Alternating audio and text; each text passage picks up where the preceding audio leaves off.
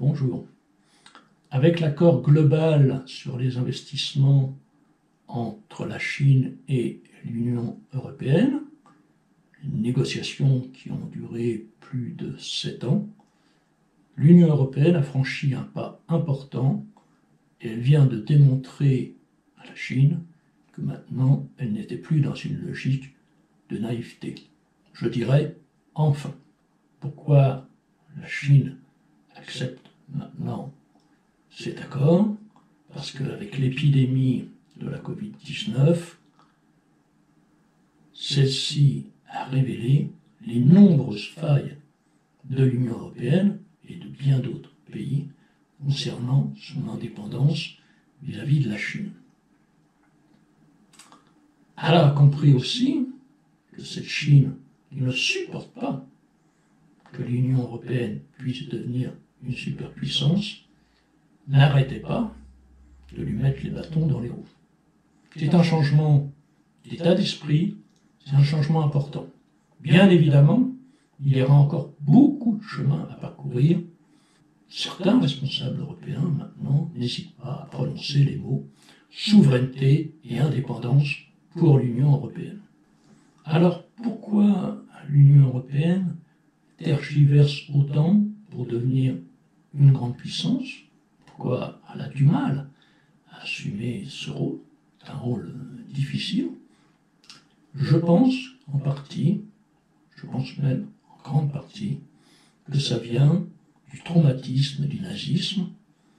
On ne saura jamais assez à quel point le nazisme a détruit l'Occident.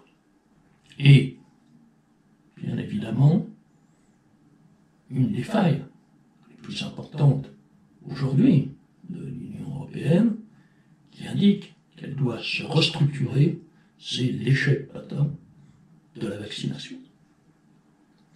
Mais c'est comme ça qu'on évolue, en assumant ces échecs et en faisant en sorte qu'ils ne se renouvellent pas. De plus, il y a eu récemment un incident très grave provoqué par Charles Michel, président du Conseil européen, lors de la visite à M. Erdogan. M. Charles Michel s'est totalement soumis à M. Erdogan. Il a accepté publiquement de considérer les femmes comme des êtres inférieurs. Et cela, au nom de l'Union européenne.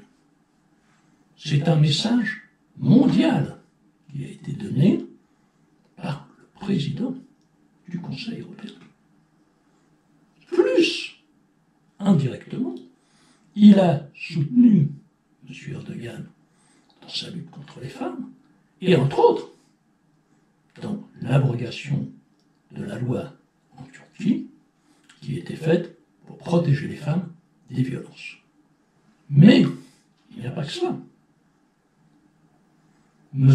Charles Michel a aussi humilié l'Union européenne. Il a humilié les peuples de l'Union européenne. Et cette attitude de M. Charles Michel vis-à-vis de la présidente de la Commission européenne, Mme Ursula von der Leyen, c'est pas seulement elle qu'il a humilié, mais il a humilié aussi l'Union européenne devant M. Erdogan. Or, c'est un symbole que vient de donner M. Charles Michel. Un symbole destructeur pour l'Union européenne, dont va se servir M. Erdogan. Les symboles sont forts. Il n'y a donc qu'une seule solution pour détruire ce symbole, c'est de destituer Charles Michel. Je vous remercie de votre attention.